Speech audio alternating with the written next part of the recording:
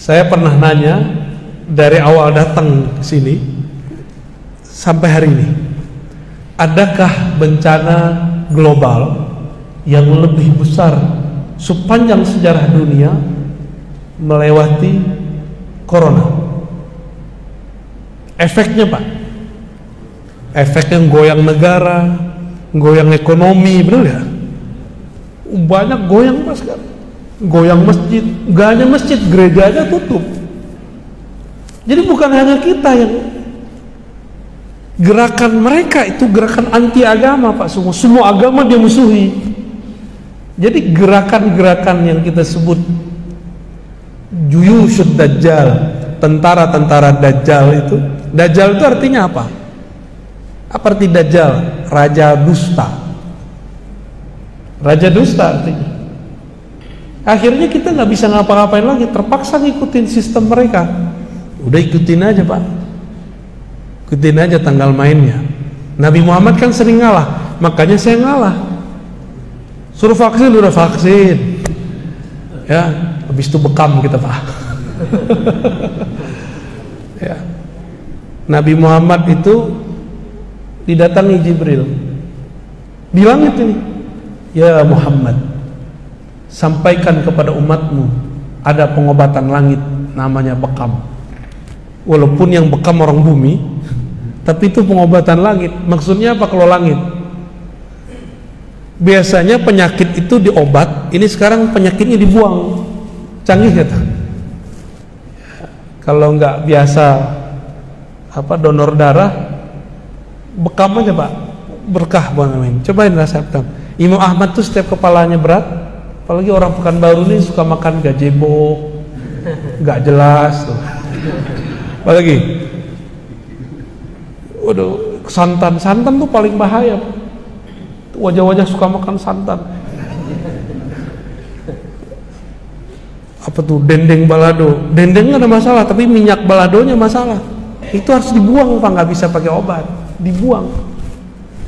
Makanya darahnya Nah, Nabi Muhammad SAW dikabarkan di langit, ini pengobatan akhir zaman. Jadi kalau versi saya, bekam itu wajib, bukan secara syar'i, secara kesehatan, sihhi, ilmu kesehatan lah di akhir zaman. Allah bekam Pak, baru sekali seumur hidup,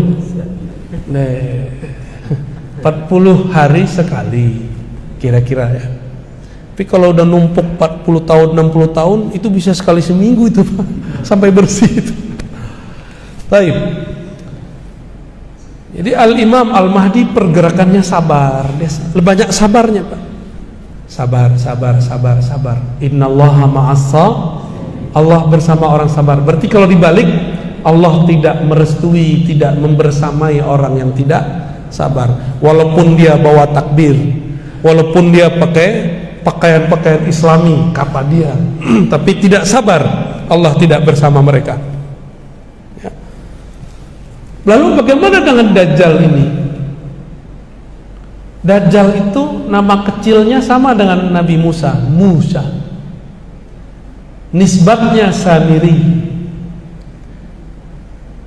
Dia anak daripada hasil ritual setan ayah dan ibunya, dan itu tertulis dalam kitab, riwayatnya sahih.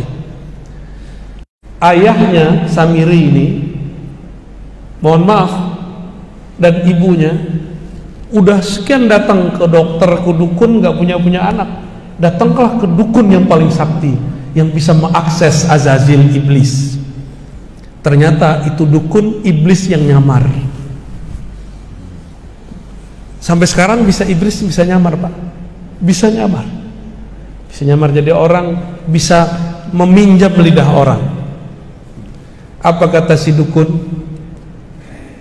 Kalau engkau pengen punya anak, maka lakukanlah, mohon maaf, hubungan suami istri di kuil berhala.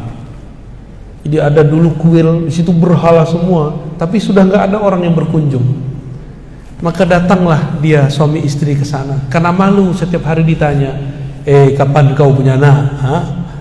Mandul. Perempuan digituin stres gak? Ditanyain kapan kau punya anak, udah stres. Apalagi dibilangin mandul, ayolah bang, carilah dukun bang. Dapatlah dukun setan. Akhirnya mereka melakukan ritual, tapi dikasih amalan-amalan iblisiah. Dilakukanlah hubungan suami istri di situ. Karena pakai ritual iblis, ternyata iblis meminjam tubuhnya untuk menghamili istrinya.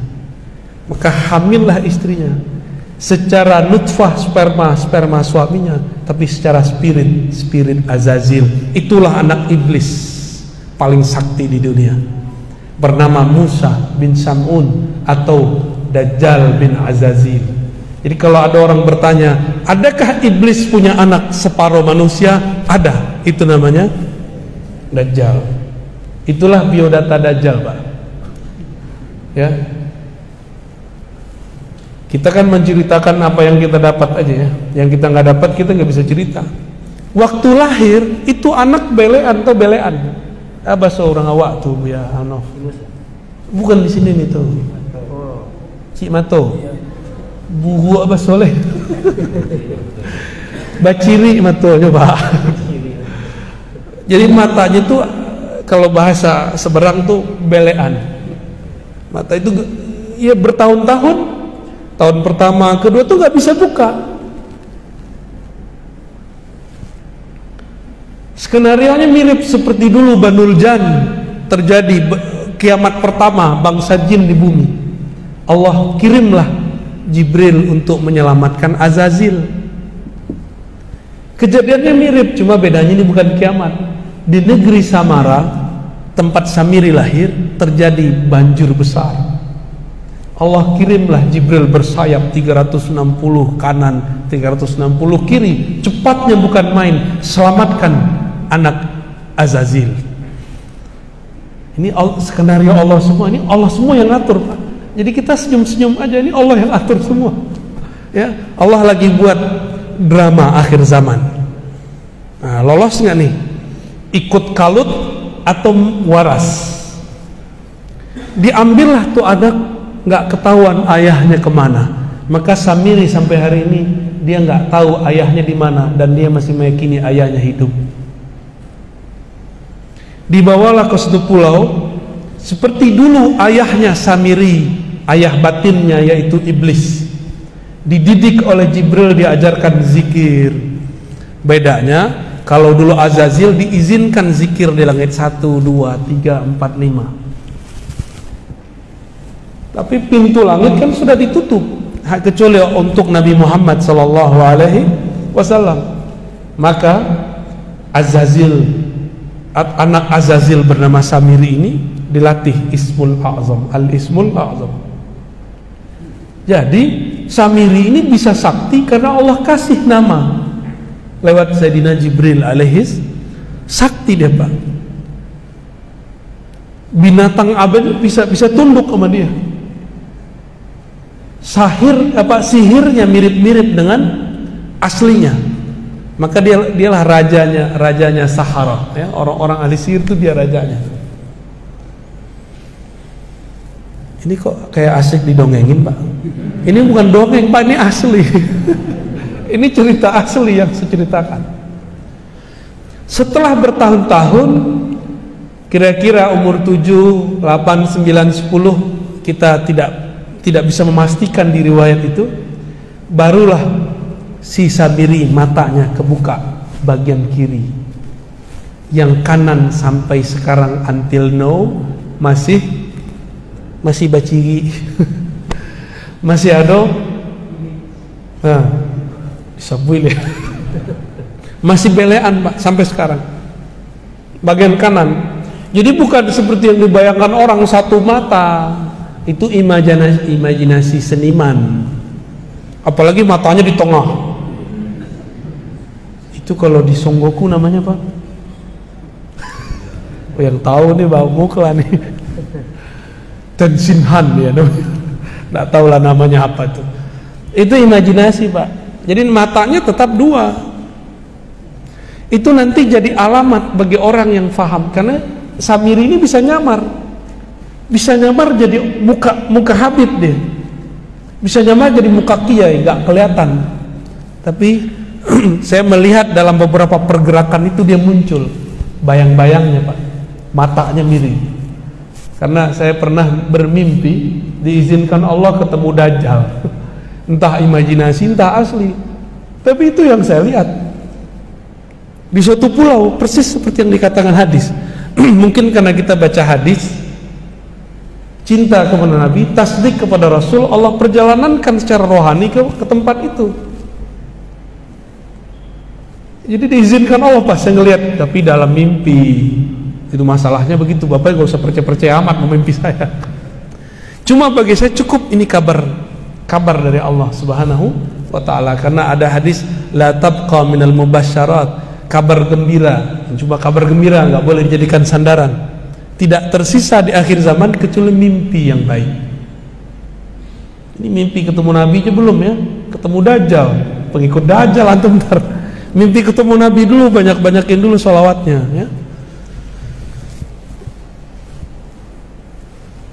Setelah 9 atau 10 tahun matanya baru kebuka, baru dia bisa jalan. Tadinya dia juga susah jalan Pak, karena dia anak Azazil. Azazil itu Allah izinkan nggak tubuhnya kekal di bumi sampai kiamat. Jadi separuh dirinya itu kekal Pak. Maka Samiri ini matinya ntar ya di akhir zaman ini harus ada yang bunuh dia kalau dia nggak mati-mati. Dan yang Allah takdirkan untuk membunuhnya itu adalah Nabiullah Isa. Azazil punya anak tadi Samiri. Samiri itu lahirnya diperkirakan di zaman Nabi Musa atau sebelumnya. Di zaman Nabi Isa berarti dia sudah ada atau belum? Nah, ini kita kasih tahu Pak. Yang membuat konspirasi penyaliban Nabi Isa itu dia orangnya. Dia nyamar jadi seorang santri. Namanya siapa? Yudas Iskariot. Itu dia tuh orangnya. Bisa nyamar-nyamar. Bisa nyamar, maka nanti dia bisa nyamar jadi Imam Mahdi Pak. Ini yang saya khawatirkan. Kenapa dia mau bunuh Nabi Isa? Karena dia diberitahu oleh Jibril nanti nasibmu berakhir di tangan Isa. Maka dia ingin merubah takdir. Gimana cara merubah takdir? Jadi usaha merubah takdir itu sudah pernah dilakukan oleh iblis dulu, gak berhasil. Anaknya coba. Ketika Nabi Isa hendak disalib, Allah selamatkan gak? Nah, dibuat skenario lain. Kan Allah yang buat dramanya, Allah lah sutradaranya, Allah yang nyusun skenarionya. Suka-suka Allah dong. Tiba-tiba Allah utus siapa untuk menyelamatkan Nabi Isa. Tapi kan gak disebutkan di riwayat siapa yang menyelamatkan Nabi Isa. Itu rahasia. Siapa sebenarnya yang menyelamatkan Nabi Isa? Lalu kemudian Nabi Isa naik ke langit gak? Pintu ke langit di bumi cuma satu Pak, Baitul Maqdis. Bukan Baitul Maqdis tempat Pak Peri kemarin.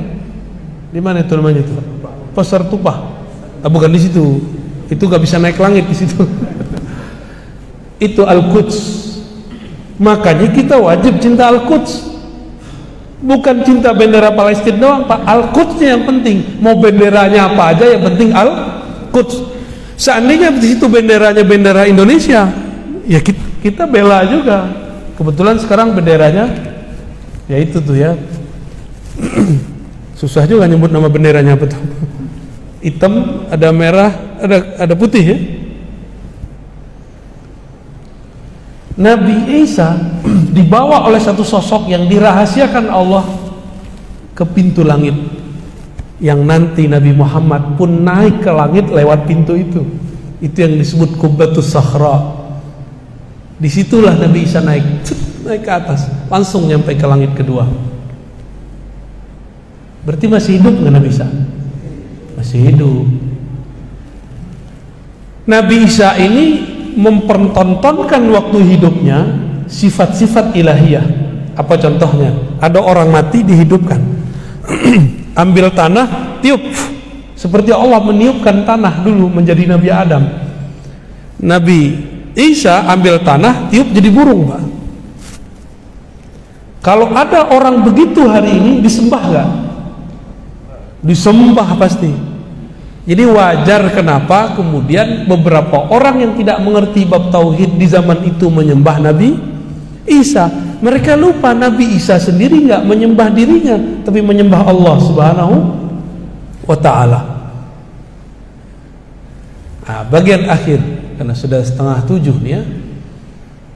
Asik Pak ya didongengin ya. Padahal udah tua-tua disuka diceritain juga nih ya. Ini tuangku aja seneng diceritain ulang nih ya. Karena Nabi Isa dulu tidak menunjukkan syariat yang sempurna. Syariatnya belum selesai, umur 33 sudah diangkat. Maka nanti disempurnakan, turun lagi di masa akhir zaman, disempurnakan dengan syariat paling sempurna, syariat baginda Nabi Muhammad sallallahu alaihi wasallam. Ya. Nanti dapat tugas. Apa tugasnya? Al-Mahdi beri pedang. Ini pedang. Sembelihlah itu sih. Dajjal tuh nggak bisa dibunuh, Pak. Ditusuk, mau dibom nggak mati-mati. Berarti ada suatu rahasia di pedang itu, dan ada kejadian yang melemahkan si Dajjal. Kita nggak tahu rahasianya apa. Jadi udah banyak tuh. Itu perang nanti nggak ada yang pakai pistol, Pak. Nggak ada yang pakai tank. Semuanya pakai kesaktian. Yang nggak sakti baru pakai panah. Yang nggak bisa terbang baru pakai kuda. Jadi nanti antum kalau umur panjang jangan kaget-kaget, nanti orang terbang tuh. Mau dia tentara Mahdi dia terbang, tentara Dajjal pun ada yang bisa terbang. Yang nggak mengerti ilmu kewalian wali Allah atau wali setan sama-sama tuh, sama-sama sakti.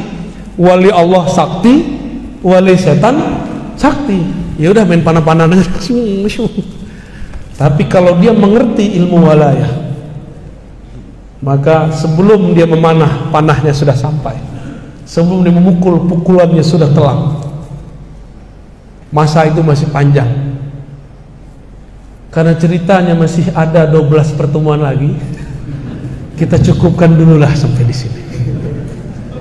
Wassallallahu ala nabiyina Muhammad. Ada visual, Ustaz.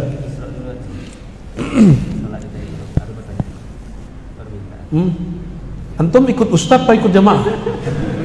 Hah? Wah, udah ngaji aja dulu ya. Kalau mau Isra silakan. Ya, tapi kami mau ngaji. Kalau enggak saya berangkat, Pak.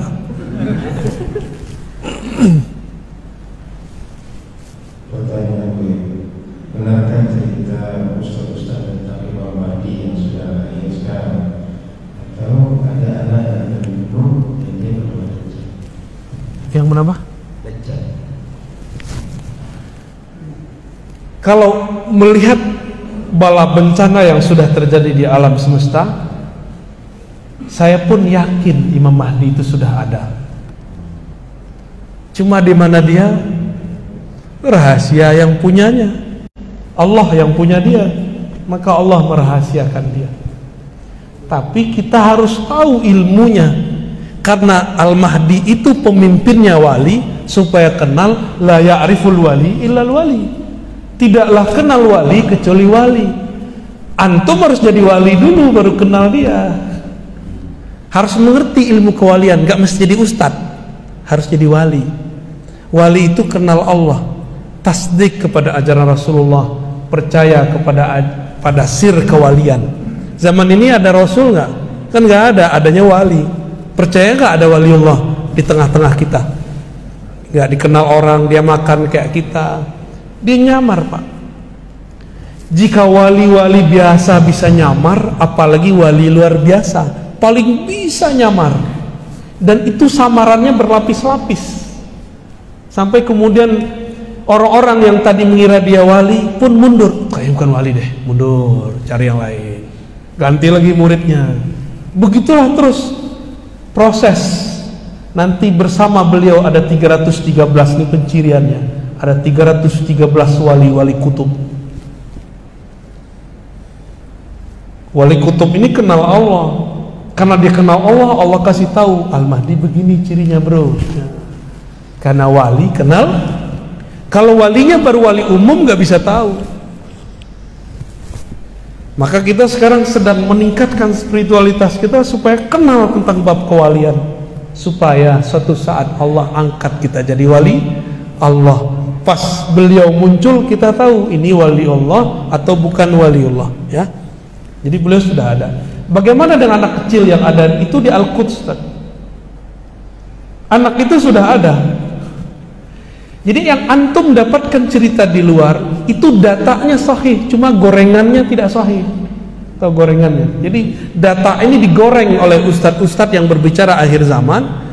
Gorengannya macam-macam, analisanya nggak sesuai dengan qalbiyah, ruhiyah. Tapi pakai ini dia. Sudah ada anak itu sekarang yang nanti akan disembelih, dibelah badannya oleh Dajjal. Apa kata Dajjal? Kalau aku sanggup menghidupkanmu setelah mati, kamu percaya nggak kepada aku? Siap. Dibelah Pak, digergaji, zet, belah dua, mati nggak? Ditiupkan lagi, hidup. Mirip-mirip sama Nabi Isa nggak? Ya. Ketika menyatu kembali, itu anak nanti umurnya sudah lumayan dewasa. Apa kata dia? Aku percaya bahwa engkaulah Dajjal yang diceritakan Nabi. Kaget itu Dajjal, kabur Dajjalnya Pak. Jadi Dajjal mulai ketakutan di situ. Berarti Dajjal sudah mencium. Jadi Dajjal itu yang dia takuti cuma satu, Nabi Isa. Ini nanti kalau dikejar-kejar Dajjal, antum panggil aja, ya Nabi Allah Isa, isfa' lana. Ya itu canda aja Pak ya. Lagi. Jika dalam diri manusia ada 4 unsur, roh, kalbu, nafsu, dan jasad, lalu kemanakah kalbu dan nafsu ketika roh kembali kepada Allah? Ya. Kita itu zahir batin, dua aja. Zahir ini tubuh. Tubuh ini di dalamnya ada nafs, jiwa.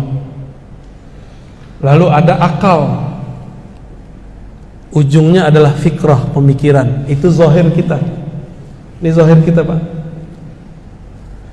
Ketika orang mati, yang mati itu nafs. Kullu nafsin dha'iqatul maut. Yang mati itu nafs, bukan ruh. Ruh tidak pernah mati, karena ruh itu energi, energi ilahiyah, dan energi itu sifatnya abadi. Lalu kemana dia? Tubuh ke bumi, kembali ke tanah. Kolbu itu sisi yang batin. Kolbu ini dia mengikut ke ruh. Kolbu mengikut ke ruh. Jadi kemana ruh? Ruh kembali ke Allah. Tapi jangan sok-sok ketemu Allah dulu. Orang mati belum langsung ketemu Allah Pak. Ditanya dulu sama malaikat. Prosedurnya panjang. Antum mau ketemu presiden gampang atau mudah? Mau ketemu gak usah deh, gubernur susah. Harus pakai pintu belakang, lewat UZR dulu ya. Mau ketemu wali kota, bupati, mau Pak Lurah aja sekarang harus ada sekretaris lurah dulu. Masa mau ketemu raja alam semesta, mati langsung ketemu? Enggak. Ada proses-proses.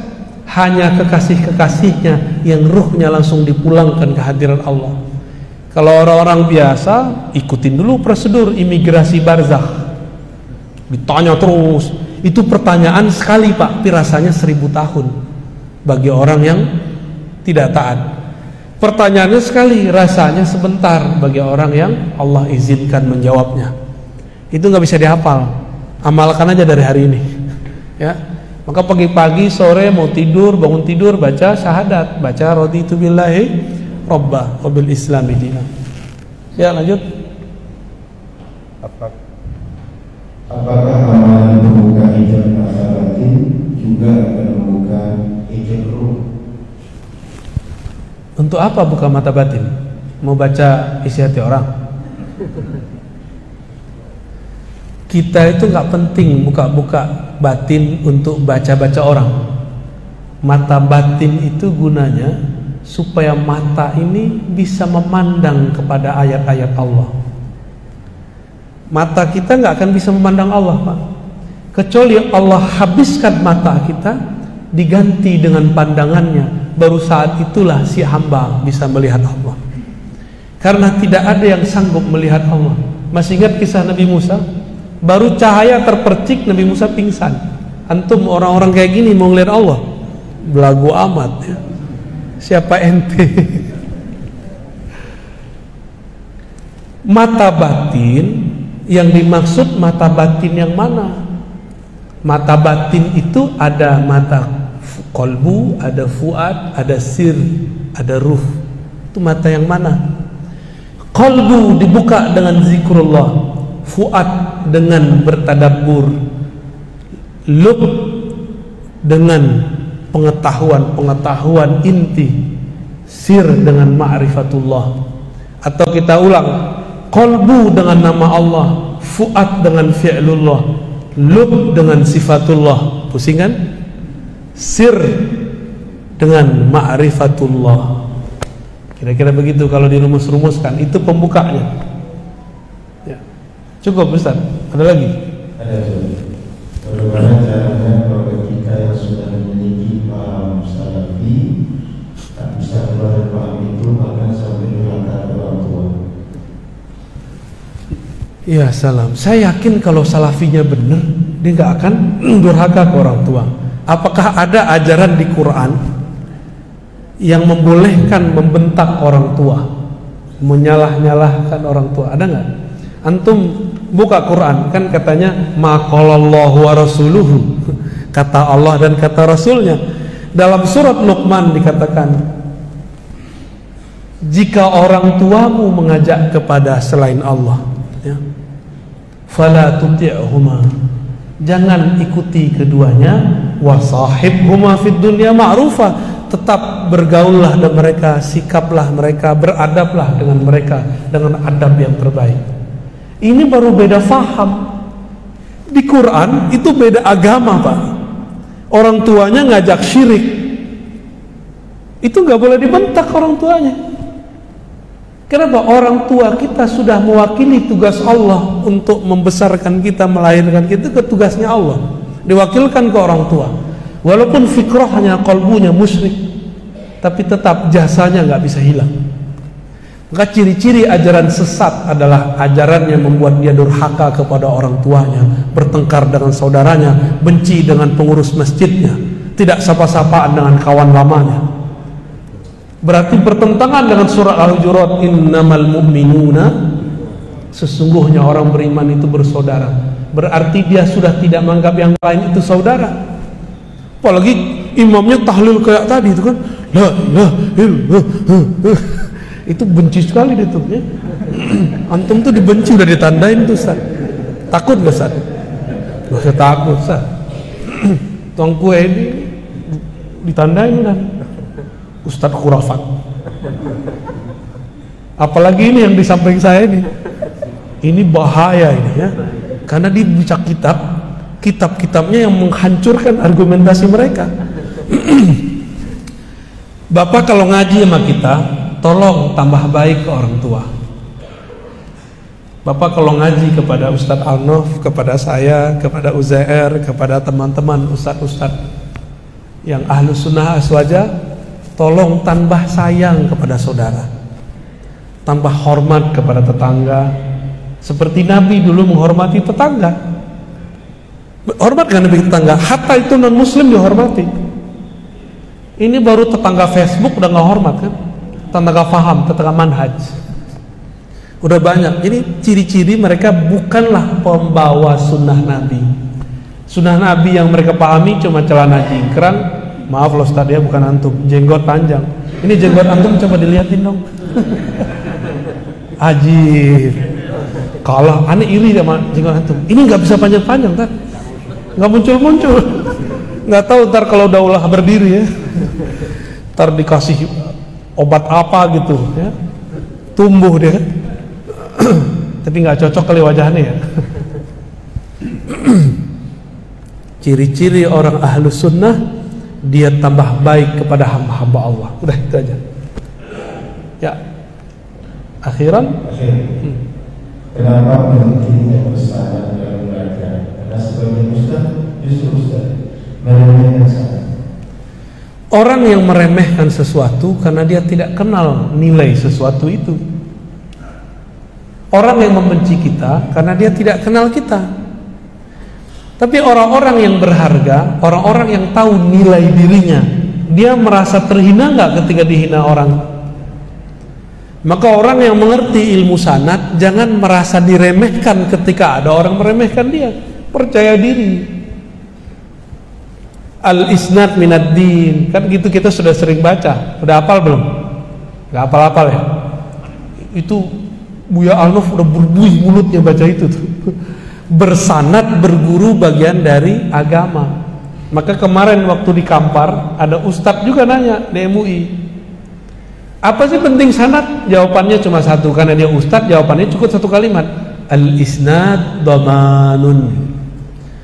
Sanad itu garansi kebenaran.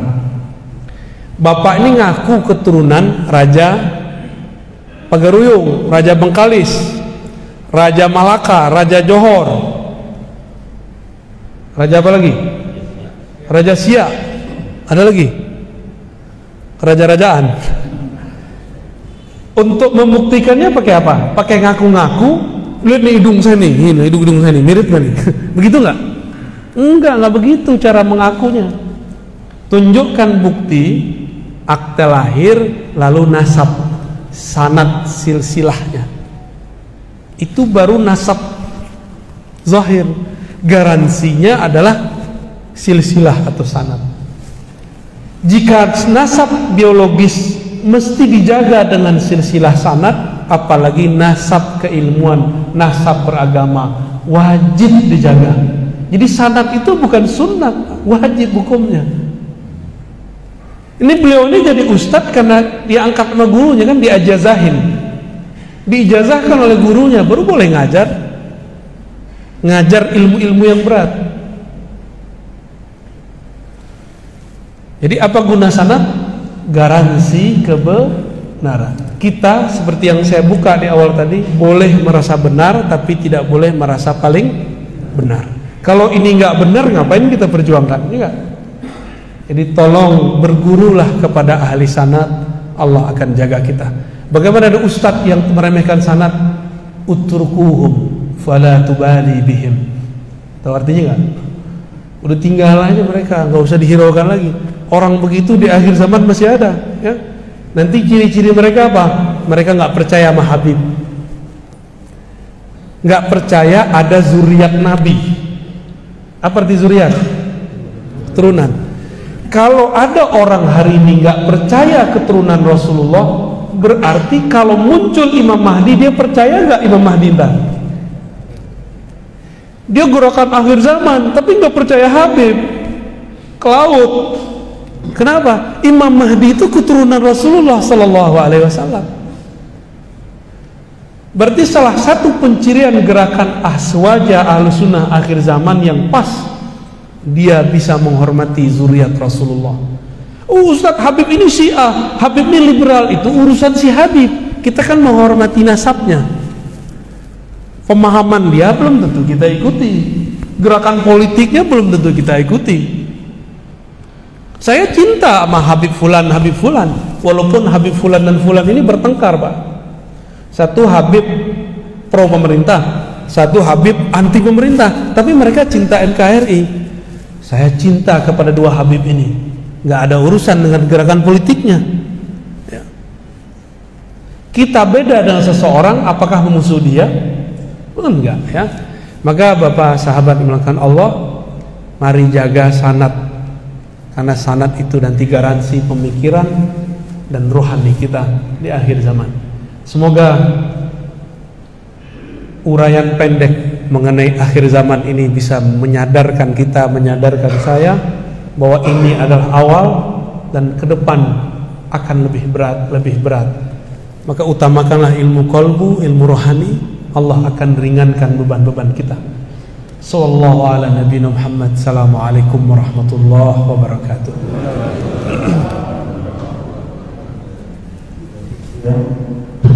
Nanti siang sudah